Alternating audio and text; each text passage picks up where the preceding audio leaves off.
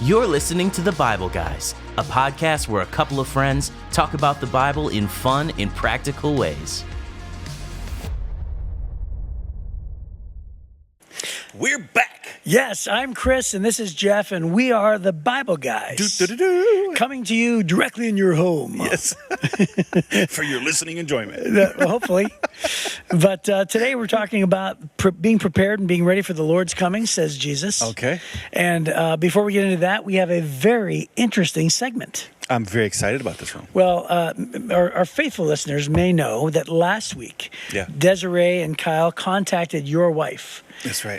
Bonnie, and asked her to give me two truths and a lie about you. That's right. Well, without my knowledge, I just found out 2 seconds ago that apparently they contacted my wife, Liz. Oh, there you go. And asked her to give you. You couldn't see that coming. Yeah, by the way, I haven't even read them yet. I have no idea what these even say. You couldn't see that coming if they called my wife. That maybe they didn't think to call I didn't really think about it. I wondered, last week I wondered if they called Chris's wife too. Yeah. So here it is. Yeah, here it is. Here it is. Are you ready? Yeah, I'm ready. I am so excited Here about are this. the three, and let's see it. All right. Listeners at home can guess the lie. Two truths and a lie. Here, ready? Here's the three statements. Number one. All right. Chris loves to mow the lawn and doesn't like anyone doing it for him. He has to show it off to anyone who is home when he is finished. That's the first statement. I'm just going to say that's a truth. So keep going. All right, now we're down to I have a 50-50 chance. I couldn't even keep a straight face. Yeah, well, no, I know that one. I know you're a lawn guy. Okay. Chris loves it when his wife drives for him. He likes the feeling like he has a chauffeur. Oh, nice. Statement number three.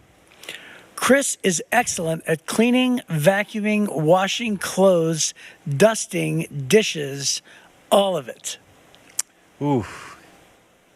Man, he likes a chauffeur or he's good at housework. Yeah, Chris likes it when his wife drives for him. He likes feeling like he has a chauffeur. Oh. Or, wait a minute, Chris loves to mow the lawn. That could be the lie. No, that's not the lie. I know you like yard work, so you've literally shown me photos on your phone. I know. So let me go. So which one is the lie? You like it's either you love that she's your driver, or you love doing housework. Is the lie? It says I love it when she drives for me. Yes, that she drives for you. Because it doesn't happen very often. Yes, or Chris is excellent at cleaning, vacuuming, washing clothes, dusting, dishes, all of it! Exclamation mark. Oh man, it's really funny. It's really funny. So I've ridden with you before. It's fun for me. And the two of us have been with Chad Asman. Yes. Driving. Yes. And Chad sometimes will just get in the right lane and sit behind all the slow cars. And I've seen you white knuckling it like, there's an opening. There's an opening. There's an opening. Looking over your shoulder. Yeah, because Chad is a safe driver. He is a very passive driver. Yes. And you have instincts to be an aggressive driver. Yes, I would say that is true. And so I want to say that driving is a sport for you and that you prefer to drive. That's what I want to say. Well, it doesn't say that, though. It just says I know, but Chris likes it when his wife drives for him. So my preference is to always be driving. And we're very similar is what I'm saying. Yeah, but to be fair, one way or the other, that's not what the statement said. Or the other side of it is, keeping a nice house tidy. Well, she didn't say that I do it often. She just said I'm excellent at it. Yeah, you're very good at it. Chris is excellent at cleaning, vacuuming. I think you're probably really good at everything. Oh, whatever, dude. Whatever. Blech. I'm going to say the other truth is the cleaning. That's what I'm going to say. I'm going to say the other truth. That's your final answer? One. Yeah. You are correct. Okay. You are correct. Yeah. Because I've seen you just shaking when we're not optimizing our driving time. Yes, and not only that, but you also know I'm a little OCD when it comes to cleaning as well. Yeah. So I am very good at all those things. Yes. I don't do them always, but when I do them, I gotta say you do a really good job. I'm pretty excellent at it. Yeah. Yep. So I am not. Like, I can step over the same thing. I don't know why. I can walk into the church building and I see everything. Sure. But in my own little cave, I can step over the same thing 4 times in bond and be like, you can pick that up? I'm like, oh, what? And I'm genuinely shocked that it was there. Right? I miss that. I don't know why. I'll give you 30 seconds on this. Someone in college sat me down and expressed to me their high concern for my OCD tendencies. So I actually, I used to hang my hangers on, it was like an open closet in college, and I used to have them spaced out and color coordinated, and they would, and if they were too close to each other, I would get up out of bed and I wouldn't necessarily measure them, but like when I put you wanted them just right. When I put my coins all in the ashtray, I had them have them heads up. Oh. Everything had to be perpendicular. All of my labels had to be faced out on my products. So I just had all these tendencies for OCD, and somebody literally pulled me aside because it was my roommate, Dan Tafoya, and actually my brother roomed with me, who just put up with me, and then the next semester it was Dan Tafoya, and he goes, dude, listen, I have a friend who's OCD, and he goes, let me read for you what this is. And I legitimately became super concerned because I recognized everything that book described was me. So then I became a youth pastor, and that's how I got over it. I got over my OCD because youth ministry is chaos and messy. Yeah, you can't control it. I can't control it. Yeah. And so everything was always messy. And so I learned to walk by the mess. So anyway, all that to say this, I said 30 seconds, it's closer to a minute. Here's my last statement. Every single day, every day of my life, in every single environment that I go into, I have OCD frustrations and tendencies. There isn't a single restaurant, there isn't a single environment, including this church, this stage, that board, everything, where I actually sometimes will viscerally feel it. Wow. And I have to ignore it every single day. Wow. That's a big one. So, well, then that explains to us why we have the segment, What Made Chris Mad This Week. Maybe. And why it takes you 3 seconds to think of one. Yeah, maybe. Right? Is because everything just stands out to you all the time, right? All the time. And you're feeling it for all of us because the rest of us are oblivious to it. Yeah, but I've never had a segment where I was mad at something not being neat or orderly. No, you're right. You're right. Right? It's usually people's behaviors. That's right. Yeah. So I used to be really OCD when I first became a youth pastor too. Like I was always worried. If I arrived at a place with 22 kids, I wanted to leave with 22 kids. But by the end, I was good. If we were 18 or so, I figured that's a 90 percentile. That was really good. Right. That's really funny. And that was when I realized I probably should stop being a youth pastor. That's really funny. But I didn't care if I brought everybody back that we left with. So. Yeah, I'm not sure I was that bad. Okay. That's really funny. So, yesterday we talked about worry, and today we're talking about Jesus' coming back. Yep. This is all one big long talk. Right. So first he says, hey, don't get focused on the wrong things. Money's not that big of a deal. Yesterday he says, hey, don't worry. God's going to take care of you. And then now he's saying, and by the way, there's bigger things that are more important. Getting ready for God's kingdom, setting up God's kingdom, bringing people into God's kingdom. And then he's pivoting towards because Jesus is coming back. Right. So in Luke chapter 12, verse 35, it says, be dressed for service and keep your lamps burning as though you were waiting for your master to return from the wedding feast. Then you'll be ready to open the door and let him in the moment he arrives and knocks. The servants who are ready and waiting for his return will be rewarded. I tell you the truth, he himself will seat them, put out on an apron, and serve them as they sit and eat. He may come in the middle of the night or just before dawn, but whenever he comes, he will reward the servants who are ready. Understand this. If a home owner knew exactly when a burglar was coming, he would not permit his house to be broken into. You also must be ready all the time, for the Son of Man will come when least expected. Peter asked, Lord, is that illustration just for us or for everyone? The Lord replied, a faithful, sensible servant is one to whom the master can give the responsibility of managing his other household servants and feeding them.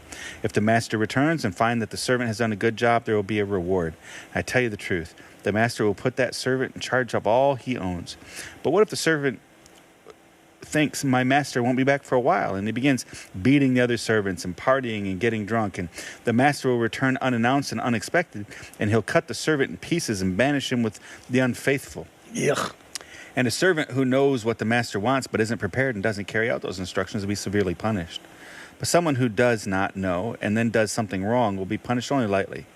When someone has been given much, much will be required in return. And someone has been entrusted with much, even more will be required. There you go. There it is.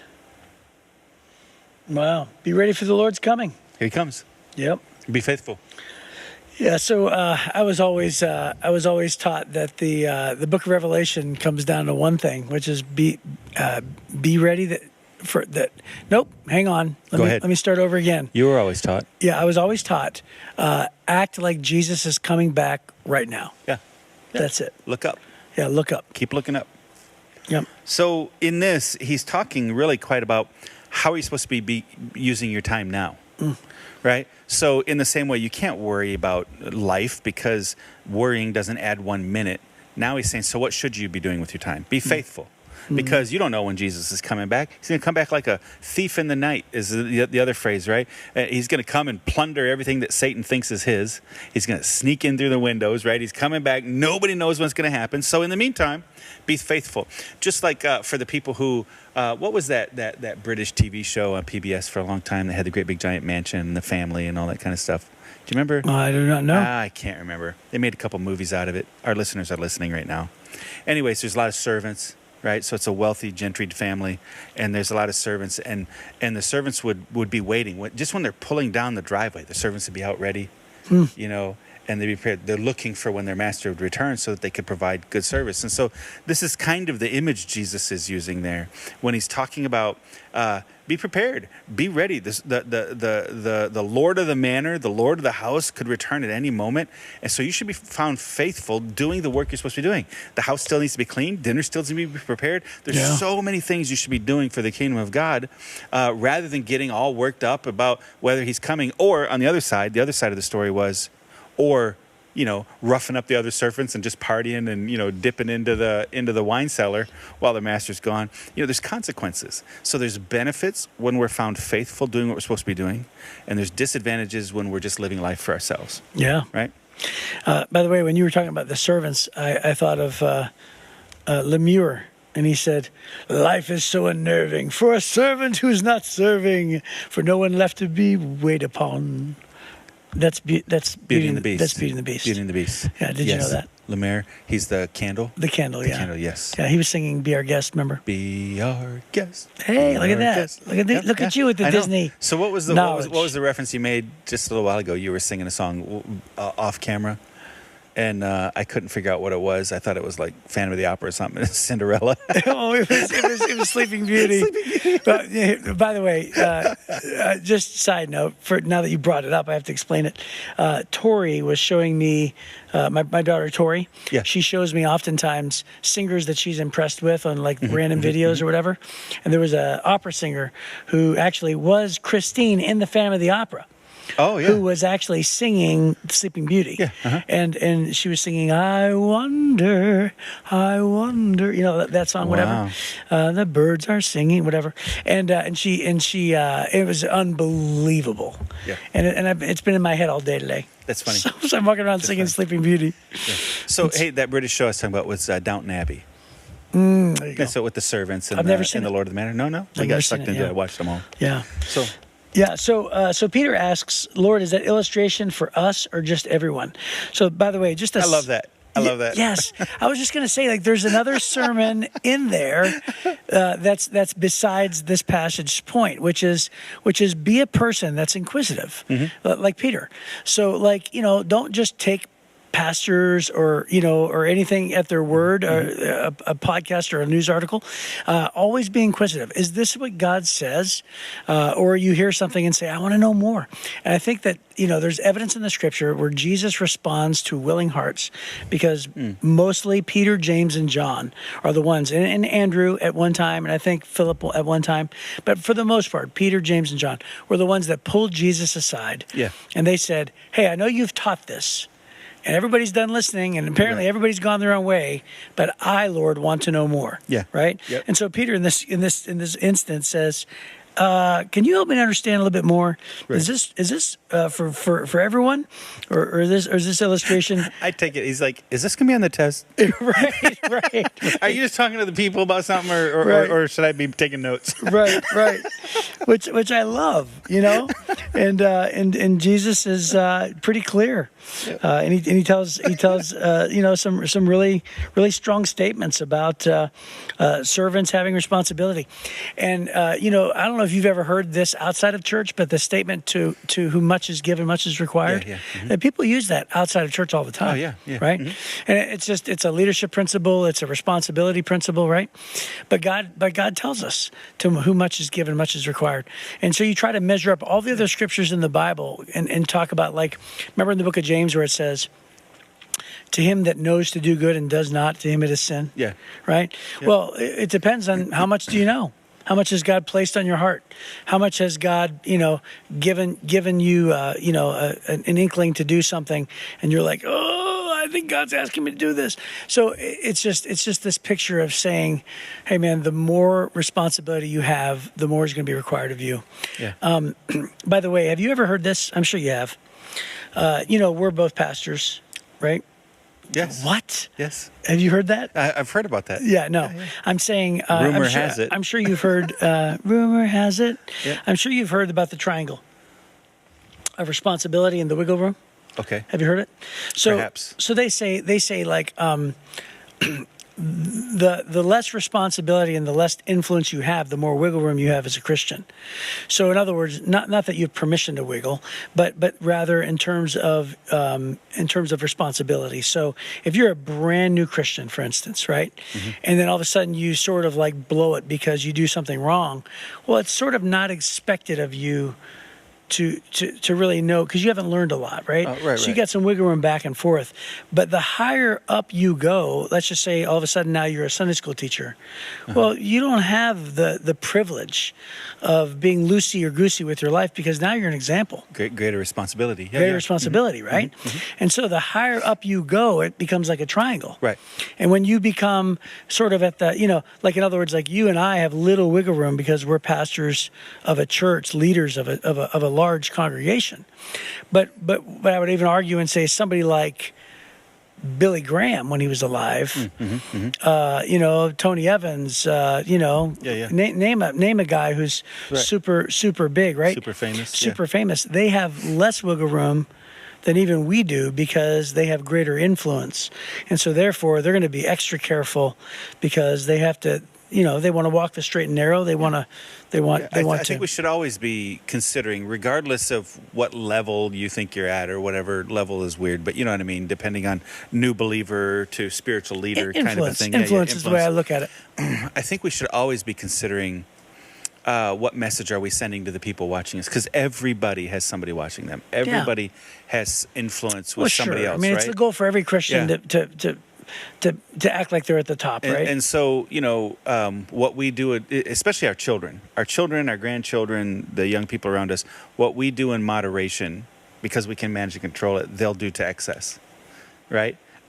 People oftentimes will look at us and go, oh, well, Pastor Jeff does it, so I can do it all the time. Right. As opposed to, I saw Jeff do it one time, right? And so that's permission for me to do it all the time. I saw Chris do this one time, and so I'm going to indulge all the time in it. And, Paul says, everything is lawful for us, but not everything is beneficial to us or expedient, right? And so doing a thing one time is different than, we're not talking about sinful things. We're talking about things that can wind up controlling us, right? Sure. So it's not a sin in one instance, but if it becomes something that becomes an addiction, it becomes a sin, right? Right. And so in those things, then I think that we have a responsibility to avoid those. Paul says in Romans, was it 15 maybe, that we're supposed to consider our lifestyles for the benefit of the weaker brothers, right? Those that we don't want to be a stumbling block to them. And so that's it. But this phrase, to whom much is given, much is required. Or what did it say here? When someone has been given much, much will be required in return. And when someone has been entrusted with much, even more will be required. Just understanding what is much. And I can remember I did an exercise one time. I had a professor challenge us on this. Was it a professor? Maybe, yeah. And what is your much? What have you been given a lot of? Yeah. And so at first we made lists and we were like, not much. You know, we were poor college kids. Right. We didn't have a lot. And compared to our friends, we didn't have a lot. We knew that there were richer people, more powerful people, more prominent people, more famous people. Sure. We didn't feel like much. But then he said, okay, now in the context of the entire planet, what is your much? And then we realized, well, we have freedom, we have education, we have resources, we have a roof over our head, we have, right? And suddenly you begin to realize, wow, when there's billions of people. So me and my peer group, not much. Me compared to the whole rest of the world is unbelievable. And we began to, and he said, so you need to have a bigger view of how God invests. And why did he invest so much in you? You didn't choose where you were born. You didn't choose the time, family, all these opportunities necessarily. But God chose to invest them in you. And so you've been blessed to be a blessing. So to whom much is given, much will be required. God expects more out of people he's given a lot to than he has out of the people he hasn't given much to. Yeah, well, that's a great thing to land on. That's a good thing to end on. So what is your much? Yeah, what is your much? Yeah, what is your much? That's great. And thank God for it. Yep. It's not a burden, it's a blessing. That's right. So you've been blessed to be a blessing. That's great. Well, hey, that's a great place to end, and we will see you next time on The Bible Guys.